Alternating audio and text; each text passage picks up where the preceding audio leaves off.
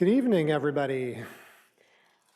Welcome to Town Hall this evening. My name is Oliver Jershow. I'm the Chief Administrative Officer with the town of Innisfil. It's my real pleasure to welcome all of you here tonight. We're at a really important point in the planning process for the Orbit community, developing what we refer to as a secondary plan. And tonight in this presentation, you are mostly going to hear from our consultant team. So in a moment, I'll turn things over to Tina, and she will help walk us all through a presentation tonight on this plan that's a work in progress. And I think that's important to understand. If you've been following the Orbit story, you know there have been some chapters before tonight. You know, there have been conversations at council, planning work that's been done previously, but what we're doing now is developing, a more comprehensive plan to guide the future development of the Orbit in Innisfil. And so to do that, we are doing this work that we're going to talk to you about tonight. So, from the town's perspective, your participation, your involvement and your input is so important, and that's why I just want to thank each of you personally for taking the time out of your evenings to be here tonight, because we really do want to hear from you, so I'm grateful for that. So I'll turn things over to Tina, and then she'll walk you through the presentation.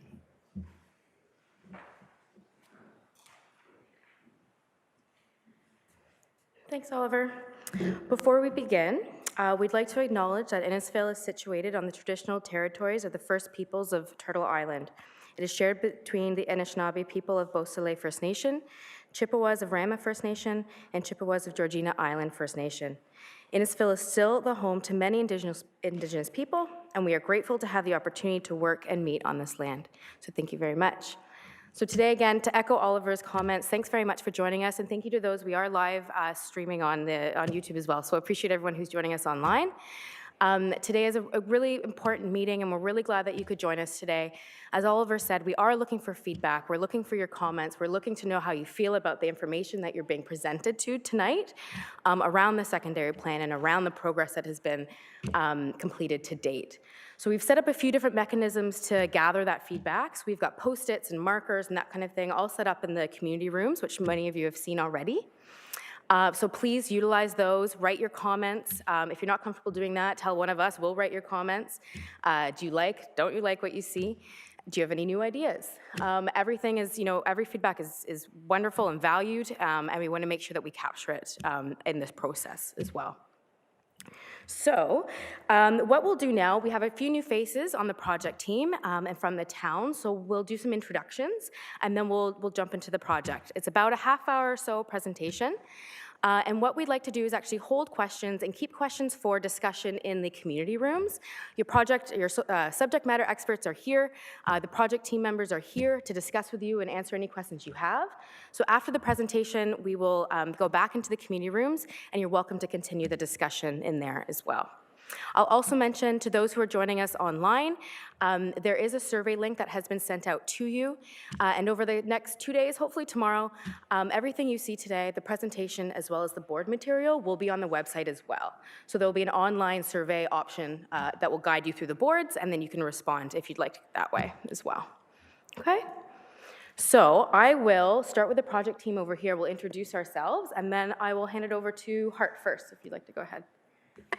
Thanks, Tina. I'm Hart Young. I'm an urban designer at Weston Williamson and Partners. I'm part of the consultant team and on the design side. Good evening, everyone. I'm Andrew Miller with Hatch. I'm part of the consulting team with a focus on the mobility elements of the Orbit. My name is Melissa Alexander. I'm a senior environmental planner at Hatch, and I'm leading the master servicing plan. Hi, good evening, everyone. I'm David Sajaki with Sajaki Planning, and we're working with the team on writing the policy for the secondary plan. Brandon? Oh, Brandon, if you want to come up here, because the live link can't. Great. People online, please know. Good evening. My name is Brandon Correa. I am the manager of planning for the town of Innisfil, and I wanted to thank all of you for coming out and showing your generosity of your time tonight. Thank you. So So remember their faces and direct all of your questions their way when we get into the community rooms afterwards. So with that, I will pass it over to Hart, who will start the presentation.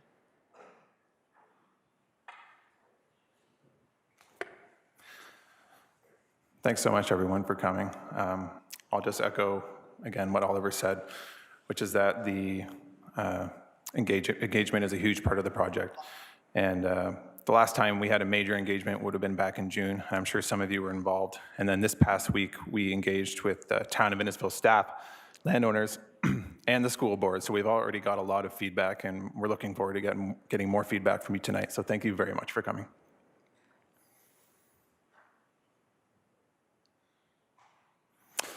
So we're going to talk a little bit about our process to date. I'm going to take you through the site parameters, some of the design principles. We're going to go through some of the secondary plan schedules, which are some of the schedules that will make up the secondary plan that's a work in progress right now with SEJECI. We're going to look at the public realm, land uses, building form, mobility. And then we're going to talk a little bit about the secondary plan contents, population, jobs, summary, and the servicing plan.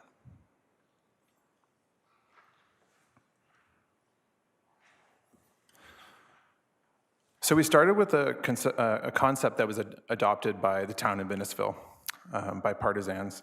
And from there, we moved into a discussion paper where we explored key themes that would be implemented in the design.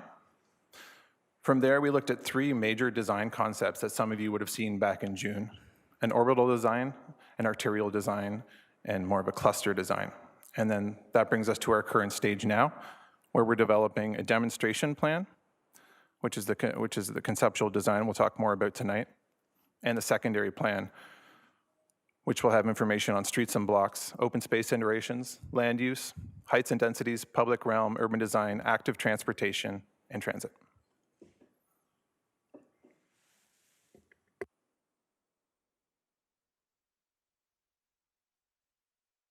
I sat down too soon. So here's a timeline, an overview of the OPIP plan. You can see we started in spring 2022 with background studies, moved into some option testing. In early summer, we did come to the community. We were here in June. Since then as well, we launched a number of different surveys. We had over about 250 responses from those various surveys. We have 2 more coming up for a couple of different focus groups, the business community being one of them. And here we are in November, back in the community, to speak to the preferred demonstration plan that you'll see tonight. In December, we're planning on hosting, probably mid-December, a public information center. And that center will focus more on the servicing master plan and some of the environmental studies that go along with that plan. Tonight, you have a bit of a preview. Melissa is here, and she is going to present some information on that tonight as well. So far, what we've heard, and you can see it on the screen, at our last engagement, there was a real focus of affordable housing, natural features, a European feel was what we heard over and over again, active transportation, and opportunities for recreation. So we hope that you see that reflected in the designs that you see today. All of this feedback was taken and worked into the designs that you will see. And again, we want your continued feedback. This is an ongoing conversation. Thus far, we've engaged, like Hart did say, with school boards, with landowners and developers, youth, County of Simcoe Affordable and Social Housing, various community organizations, Innisfil Town staff, and the Town of Innisfil is leading engagement with Indigenous groups and organizations as well. So we are reaching out widely and trying to get as much feedback as we can on these concepts and the progress you see today.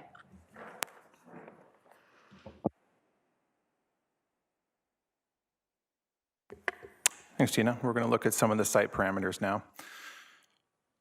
So before we could start designing, we had to look at what was within the development boundary and what the site parameters were. So here you can see on the map what we started with. So we looked at the water courses, some of the natural environment areas, wetlands, woodlands, and the official plan natural heritage system, which you can see hatched in orange, crisscross hatching. Some development may be permitted within the orange area, but it would be under special conditions, and it would have to be proven that there would be no negative impact to the natural heritage system or to Lake Simcoe. And now we'll take you through some of the design principles. So one of the first big moves we did was we moved the center of the orbital position off of the 6th line and the tracks.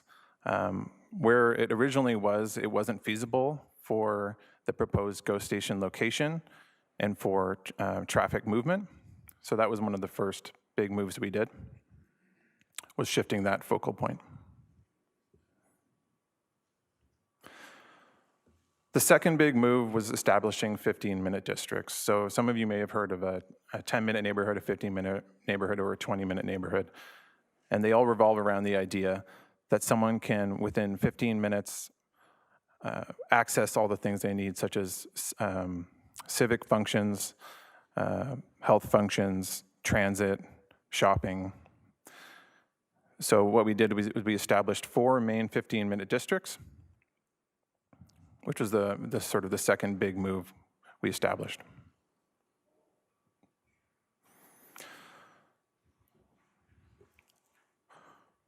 One of the big pieces of feedback we had was that the plan needed to have a great park system. So what we did was we decided to start the design with parks. As you can see on the plan, there's a number of green lines, and this was the core skeletal system of the entire orbit, and it was all based on the park system. You can see the main loop going around the center, and then you can see arterial parks cutting through it. And we'll talk about this in a minute, but this is essentially a synthesis of the 2 design concepts that some of you may have seen in June, which were the orbital and the arterial systems.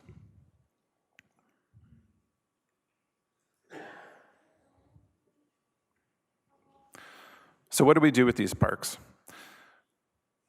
They need to be activated for people to be attracted to them and for people to feel safe in using them.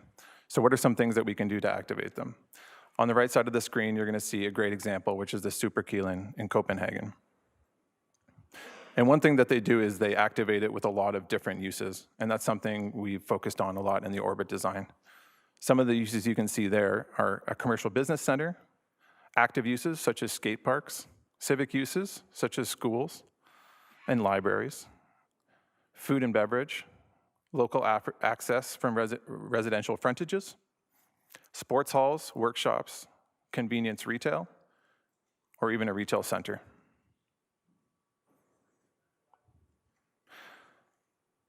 And we work in layers. So the next layer we think about is public transport. And we know one of the key factors to having a great urban center is to have great transit. So on top of the orbit loop and on top of these orbital shapes that we created with our park system, we're layering the public transport. And on the right side of the page, you can see some of the examples we use and some of the precedents and what that could look like.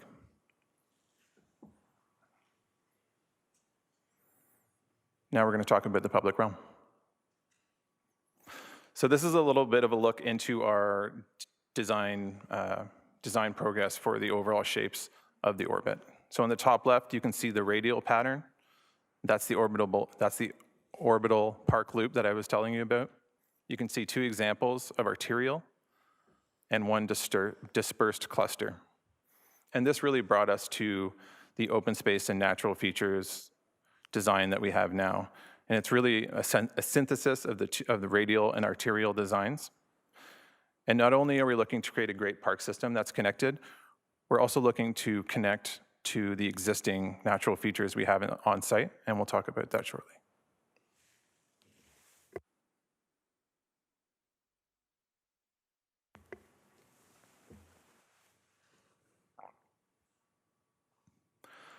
So this is our open spaces and natural features plan as it stands today.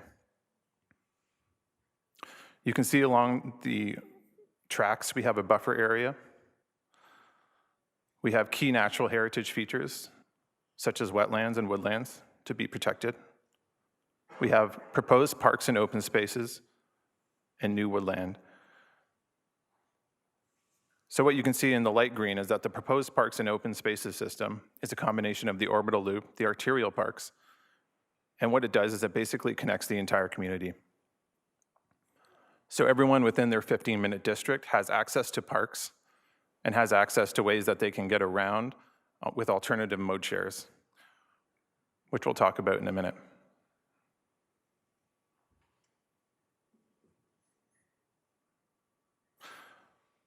So I wanted to show you some of the potential open space characterizations. So with all this open space, there's a lot of programming to be done. So what can be done? And this is one example of how it could happen.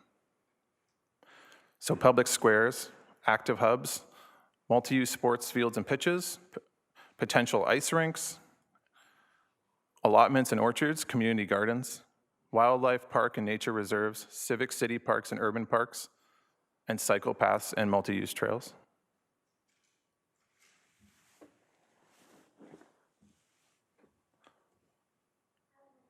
So the transit square associated with the proposed GO station would be a major hub for the community. This would be a landmark community space, a meeting point, a transit station. It would be busy, it would be vibrant. And not only would it be a place where you could go to the proposed GO station, it would be a place where you could transfer mode shares, you could get a bus, you could get a bike, you could get a scooter. This would be a major meeting point for the community. And you can see all the trail connections that we're suggesting to the center. The active hubs would also be landmark areas with sports events, multifunctional concerts, large events, and active open spaces.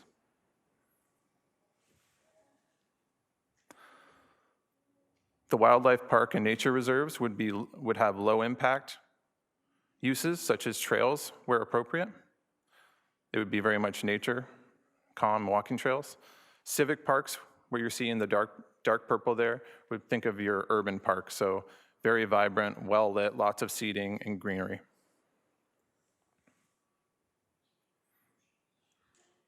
You can see in dark pink, we would have multi-use sports fields and pitches, very much active with surface parking, open space and amenities, potential for winter sports during the cold season. And then in the orange, you can see allotments and orchards where the community could gather for urban farming together.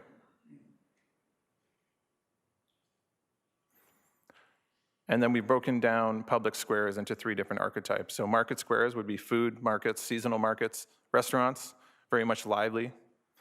Neighborhood squares, events, performances, parties, activities, fairs, and neighborhood gardens, peaceful, green, seating, nature. So now we're going to look at some of the land uses.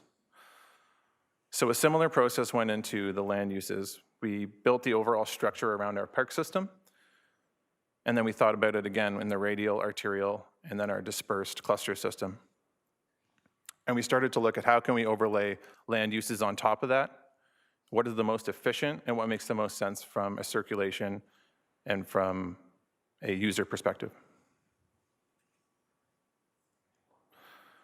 So we built quite a complex digital model.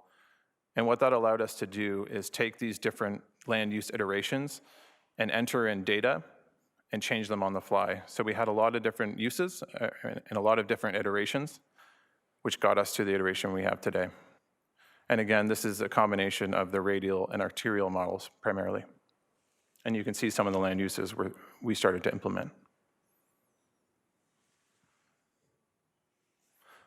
So this is the land use map as it stands today.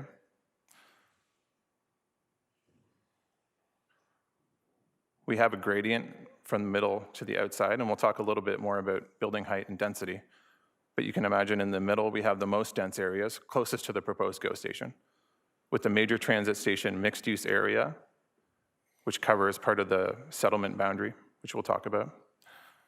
Mixed commercial and employment areas, educations with primary and secondary schools, neighborhood commercial areas, which would be along that orbital green spine, which would allow for shopping and groceries and convenience, things like that. Residential high density, and then medium and low densities.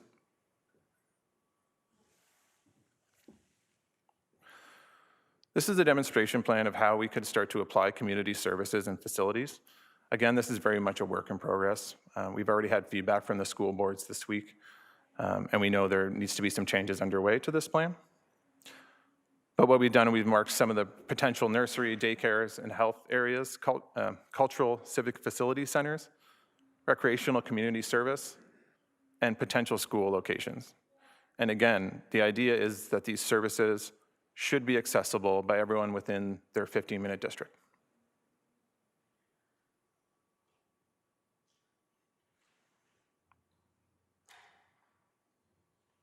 building form, and heights. So the center, the two red circles you can see in the middle are part of the initial settlement boundary. TOC1 is a 225-meter radius with a minimum height of 6 stories and a maximum height of 40 stories. The second red circle you can see is the TOC2, Transit-Oriented Communities 2, and it's a 4 stories with a maximum of 15 stories, unless the building fronts onto 6th line, in which case it is 25 stories. And again, here you can see visually the gradient from dark to light, with the most density in the center, close to the proposed GO station, with a gradient to the outskirts.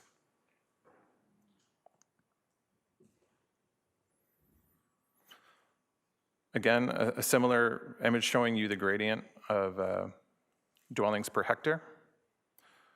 In the center, with a minimum density of 200 dwelling units per hectare, and on the outer with a minimum density of 150 dwellings per hectare.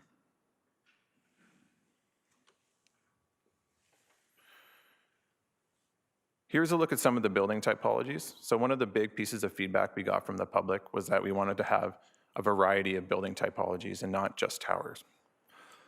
So here we're giving a look at what could be on some of the low densities, such as terraced house townhomes, some of the medium density, which could be stacked townhomes,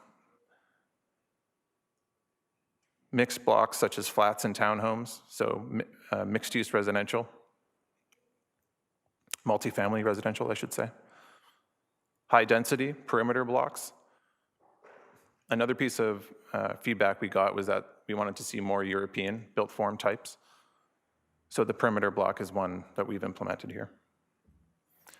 And the pink you'll see is the high-density tower on podiums.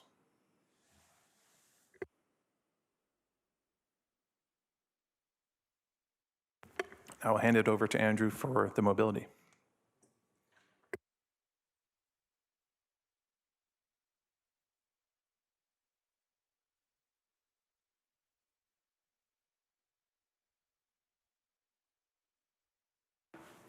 So is it on now? I think it's on now. Yeah, I prefer to look people in the eyes when I'm speaking to them. That's my fault, but please don't hold it against me. We got several mobility slides here. I only want to spend a lot of time on this one. The remaining ones are quite detailed, and God is in the details. So I'm going to encourage you to, all those slides are going to be on poster boards in the next room, and I'll be standing next to them. So if you've got specific questions about particular aspects of the road or the bike network, I'll be there and we can chat it over. This is the slide I want to spend a little bit of time on. The goal of the team is was to take the orbit principles that the town agreed upon and try and create a way of implementing them. That's what the secondary plan, the orbit principles plan, is.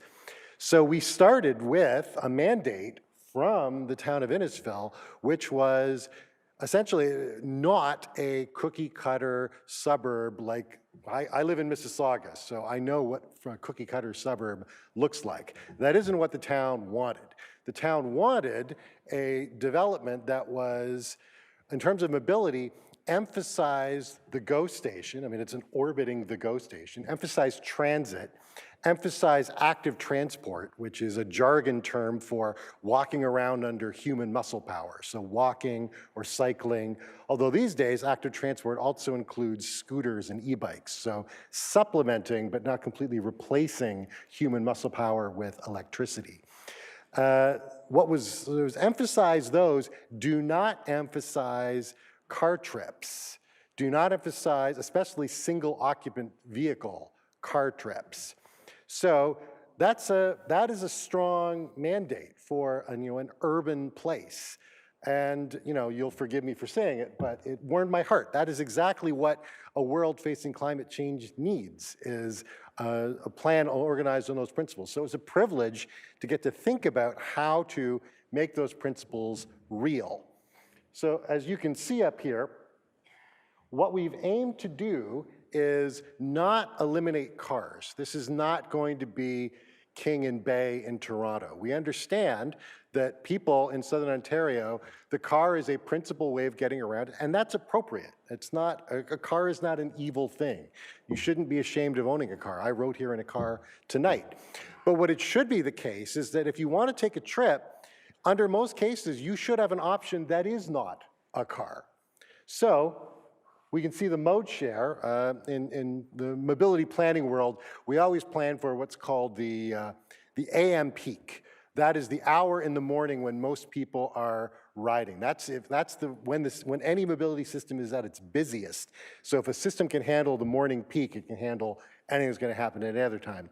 What we wanted was a system where in the AM peak, a third of trips are being taken by car, a fifth of trips are being taken by transit, whether GO or some other sort, 20% are being taken by micro-mobility. So that is bikes or scooters or e-bikes or electric scooters, or I suppose a skateboard or something else. And walking or other is a quarter of trips. At the same time, household vehicle ownership, you can see we expect 1% of people in the orbit to own 0 cars, and that's with a margin of error of 1%. So 0 to 1% of people will own no car. 60% of people will own 1 car. That might seem like a lot, but what we're pushing on here is all those numbers to the right. It is very much the norm in Southern Ontario for households to own multiple cars. What we're aiming for here is where people may choose not to do that. They can choose to have 1 car, and yet the household as a whole can get around because there are so many options for travel. And as the hatch box on the right says, this is a recommendation that rests on the study that we have done that shows that this is a compromise between the urbanist fantasies, except the urbanist realities of places like Paris or rural Netherlands, with the realities of what we have in Southern Ontario. It is neither really aggressive, but it is neither throwing up our hands in defeat. It is a compromise between those positions. So having cleared my throat to that extent, let's go through the remainder of the mobility slides a little bit more quickly. So the road network. As you can see, you just have to squint to see the bulk of auto traffic is going to be on the orange lines, 5th, 6th, 7th line, and the 20th side road, including into the GO station. Internal travel happens, there are roads. Some of them are car roads, some of them are for transit only. As I said, if you're interested in the details, you'll be able to see them much more clearly in the next room afterwards. Next slide. Public transit. In my world, Innisfil has been famous for years as the town that had Uber as its public transit system. It really did draw attention of all of North America mobility specialists to this town because it was such an amazing and exciting choice. The town is moving on from this. The most recent transport master plan that the town just supported said that the town is going to explore introducing other kinds of transit. That may be, it's not guaranteed, but it will likely be fixed bus transit, both bringing the link system down from Barrie, but also introducing some form of local transit. So this is what we would imagine those systems the routes of those systems would take within the orbit. It is very difficult to see here. It'll be easier to see in the other room. There's also an orange hatched line that is the orbit loop, which is what we proposed is a shuttle service that just runs around the orbit neighborhood, dipping into the GO station to provide transit. For those who don't want to walk or don't want to drive, they'll have a transit system that is always available to get them into the GO station. Next slide. Active travel. Again, if we want people to get to the GO station from within the orbit without using a car, we want them to walk or we want them to be able to bike. What you need is a system that is not primarily a recreational trail. It shouldn't meander. That's not to say it shouldn't be beautiful. It's not to say it shouldn't have greenery, but it should be direct. That's what we've tried to do here. You can see that from each of the 3 quadrants under scope of the orbit, There is a direct line into the GO station, as direct as we could make it. And some of those are multi-use trails for walking and cycling. The green lines are cycling only, so they're cycling highways, if you will, to get people in and to the, or out of the GO station by bike or e-bike fast. Next slide. And that's all that I am going to say for right now, but I'll be in the next room, and if anyone wants to talk mobility, I'd love to speak to you.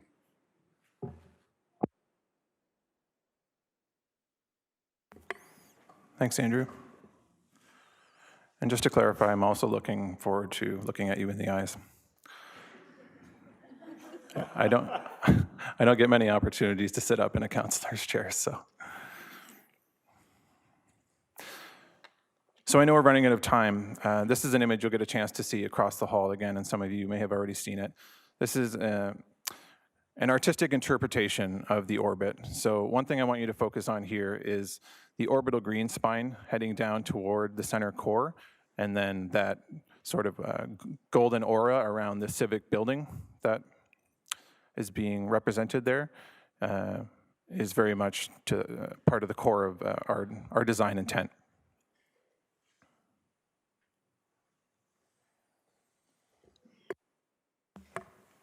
Great, so I think Hart's going to turn over to me here. David Sajaki.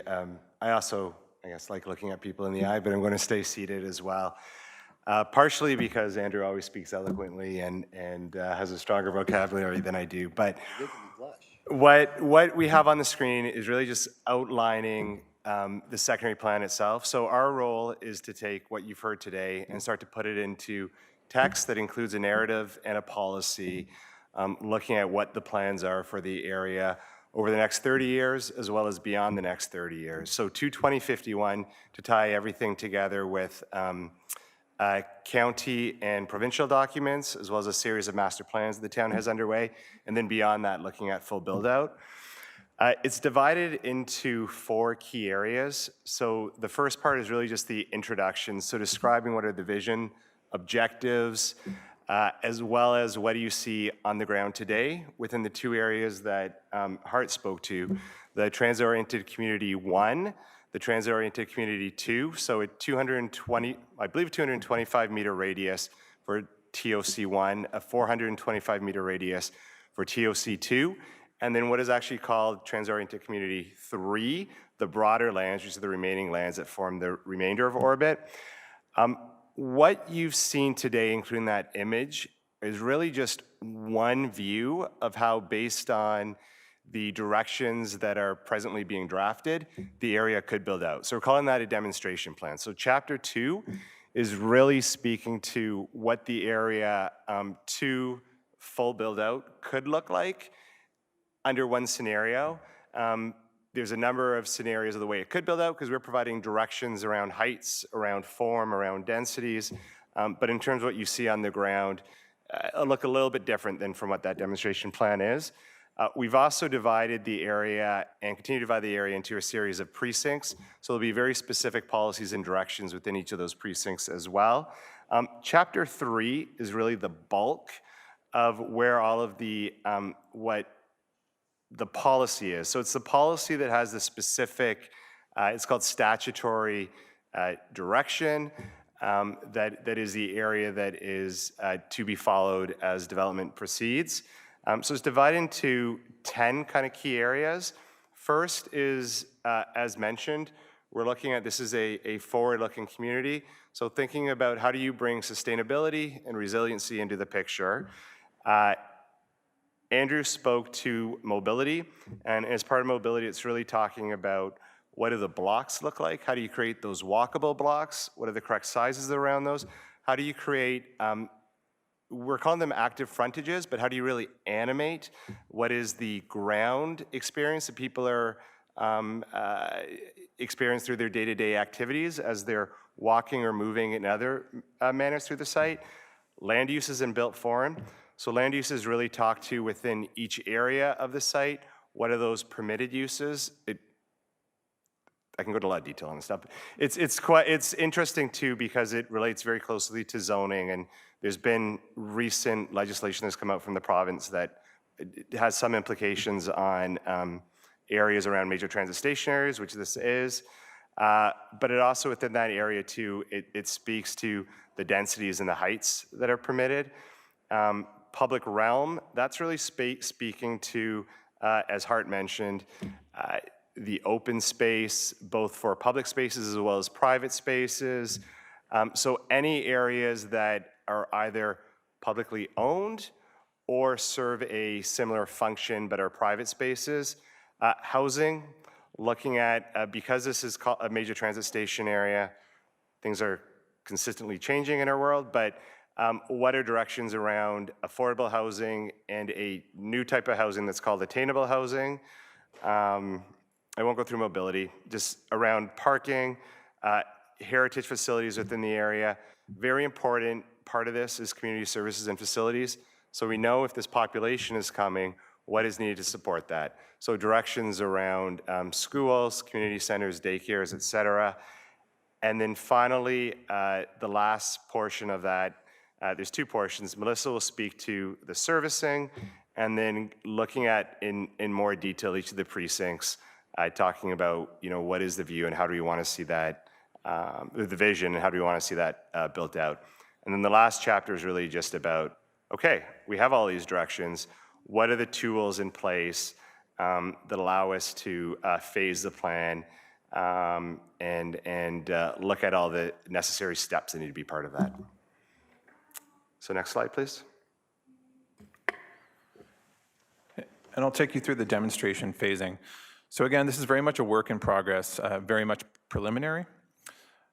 In the first 5 years, you can see here, again, back to the red circles, the two red circles, and then including the area marked yellow just north of the two red circles, are what's part of the major protected transit area. And that's where we have an allowance for development up until 2051. So those are the areas that we have, we're proposing development up to 2051. So the first 5 years, you can see we have a population of over 4,000. Next slide, please. The next 5 years, we have a cumulative population of 9,400, again, within the major settlement boundary. Next slide, please. We still have to confirm the population assumption for San Diego homes. For these purposes, we have included them in the first 20 years. And again, this is a work in progress. But we're showing a population of just under 23,000, which is, I'll perhaps let David speak to where the 23,000 number came from back in the other room, but that's part of the MCR, the Municipal Comprehensive Review. Next slide, please.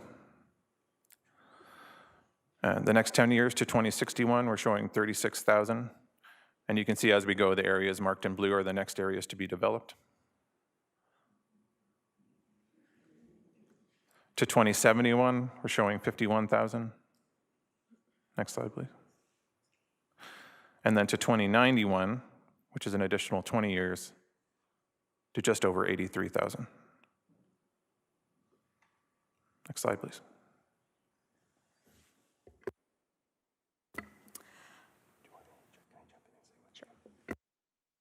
So I just may expand a little bit on what Hart was saying as well too, just around where those numbers come and around where the phasing plan comes. So the province provides direction in terms of what populations the county is to accommodate over the next. It's called the Municipal Comprehensive Review. And right now it goes to 2051. It's updated every 5 years. And at this time, they've allocated to Innisfil a population increase of 40,000 people. As part of that, 35% of that goes towards intensification. There's also around 5,000 population, 4 to 5,000 that goes to Alcona North. And then as part of that, there's an additional 23,000 in population, plus additional employment that is identified through that Municipal Comprehensive Review for orbit. And if you're looking at TOC1 and TOC2, those form an area that's called the settlement boundary, where to 2051, growth is permitted to occur. And so we're working within that framework. And so that's why the plan expands beyond that 2051 period. But every 5 years, the municipal comprehensive review is updated and the allocation of population changes. And one of the directions that we expect to include within the secondary plan is around monitoring. And so including the expansion of when and how to that can change. So it's an ongoing process that we're working through right now. And sorry, I just thought that might be helpful clarification, and I'll turn it back over to Melissa. Thanks. So as part of the secondary plan, we're also completing a servicing master plan because we need to know what infrastructure is needed to support this growth to 2051, to David's point about population. So in terms of infrastructure, we'll be looking at how do people get in and out, so transportation, stormwater, wastewater, and water. This process follows the municipal class environmental assessment process. So up on the screen shows the 5 phases of the municipal class EA. But because we're doing a long-range master servicing plan, we're only required to cover off phases 1 and 2 of the municipal class EA. Currently, we're in phase 1, so we've already done the notice of study commencement, which was issued in May. And the next point of contact with the public is this one as well, but we also will be presenting our preferred solutions to how to address infrastructure in December. At this point, we've documented existing conditions which were presented to the public back in May, which included cultural heritage, natural heritage and archaeology. And today we've presented natural environment, which is presented on the slides in the other room. So the first phase, we're in this one right now, but if you go to the next slide, the first step in phase 1 is to identify the problem and opportunity statement. So in this environment, we know there's no infrastructure there. There's very little infrastructure. So to support the full growth to 2051, we have to provide infrastructure. So that's the opportunity. And I will turn it back to Tina.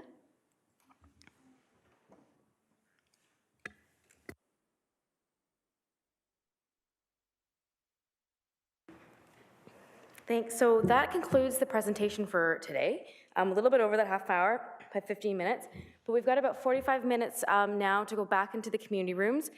All of this information, plus a little bit more, is presented in that room on boards.